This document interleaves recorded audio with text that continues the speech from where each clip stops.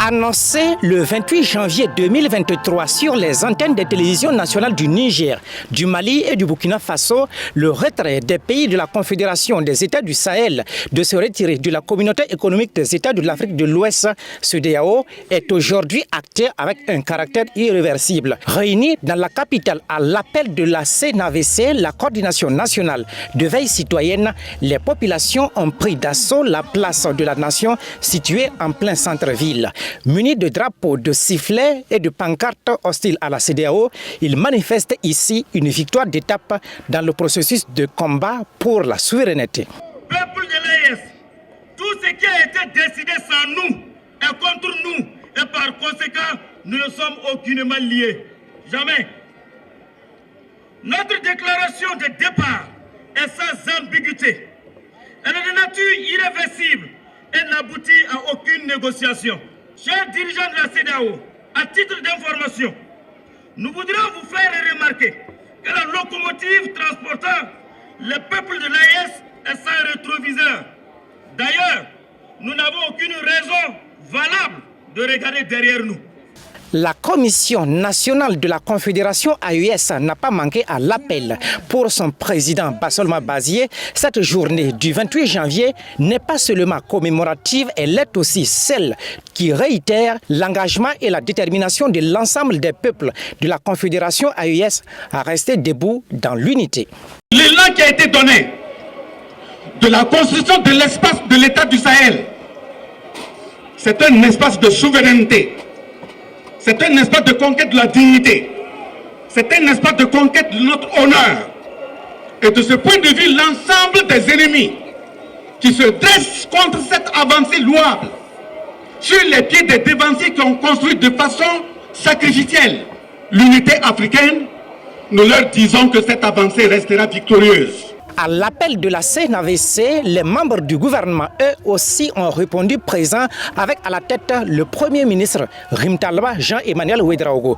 Pour le chef du gouvernement burkinabé, cette rupture avec la CEDEAO est consommée. Les pères fondateurs de la Confédération AES sont plus que jamais déterminés à mener le combat de la souveraineté jusqu'à la victoire finale. Aujourd'hui, la CEDEAO ou ce qui reste de la CEDEAO est derrière nous.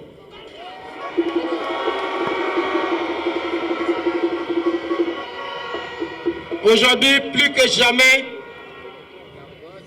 le capitaine Ibrahim Traoré et ses frères, le général Goïta et le général Tchani, sont plus que jamais déterminés à mener ce combat historique jusqu'à la victoire totale.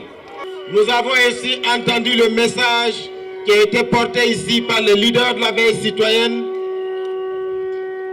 La CEDEAO, c'est l'une des cordes de notre asservissement, qui a été coupé net le 28 janvier 2024. Nous savons qu'il y a d'autres cordes qui restent. Mais nos trois chefs d'État tiennent toujours la hache fermement. Les acteurs des organisations de la société civile étaient aussi de la partie. Pour ces derniers, ce retrait de la CEDEAO sonne déjà la libération de l'Afrique.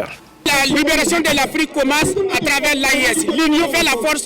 Donc ces trois pays déjà unis, c'est déjà très important. Et nous demandons au reste de l'Afrique, au reste du pays de l'Afrique francophone, à s'unir au sein même de l'AES pour libérer l'Afrique. Parce que la CEDEAO a été conçue, financée par l'Occident, c'est-à-dire par l'impérialisme qui est les voiles locaux avec la France.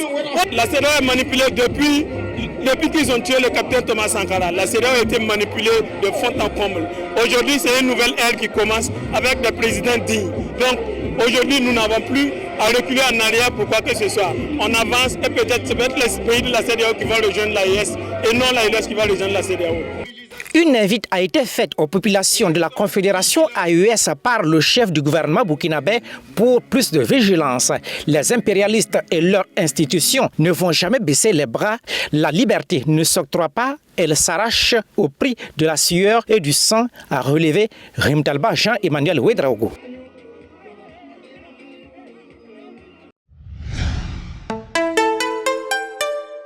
Truy TV, la télé interactive.